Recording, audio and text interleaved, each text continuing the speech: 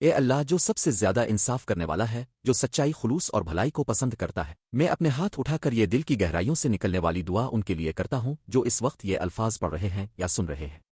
عرب تو ان ذمہ داریوں کو جانتا ہے جو ان کے کندھوں پر ہیں، وہ فرائض جنہیں پورا کرنا ہے، وہ حقوق جو تیرے بھی ہیں اور تیری مخلوق کے بھی۔ اے اللہ انہیں وہ قوت، وہ حکمت اور وہ اخلاص عطا فرما کہ وہ ہر حق اور ہر فرض کو بہترین طریقے سے ادا کریں صرف تیری رضا کی نیت سے۔ آمین۔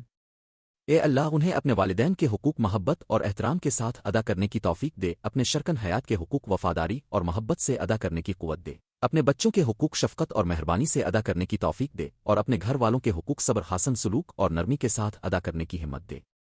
آمین۔ اللہ انہیں اپنے پڑوسیوں، اپنی کمیونٹی، اپنے دوستوں اور حتیٰ کہ اجنبی لوگوں کے حقوق بھی ایسے ہی ادا کرنے کی توفیق دے جیسا کہ تو نے حکم دیا ہے۔ ان کے ہر عمل میں اخلاص، نرمی، عاجزی اور بھلائی ڈال دے۔ آمین۔ اے اللہ ان کی عبادت کو خالص بنا دے، ان کی نمازوں کو مضبوط کر دے، ان کی نیتوں کو پاک کر دے اور ان کے معاملات کو سچائی اور دیانت سے بھر دے۔ انہیں فرائض چھوڑنے سے، وعدے توڑنے سے یا کسی کو تکلیف دینے سے بچا۔ ان کی کمزوری کو طاقت میں بدل دے اور ان کی بھول کو یاد دہانی میں بدل دے۔ آمین۔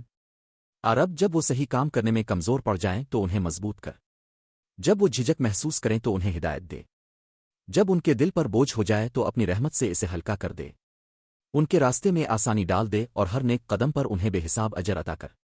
آمین۔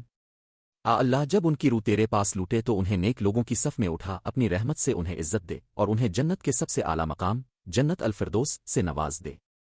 آمین۔ رب اس دعا کو میرے لیے اور سننے والے کے لیے سواد القاف جاریہ بنا دے۔ میرے محترم بھائی بہن، اس دعا کو آگے شیئر کریں، شاید آپ کی وجہ سے کوئی اپنا فرض بہتر ادا کر لے اور آپ کو اس کا دائمی اجر ملتا رہے۔ آمین۔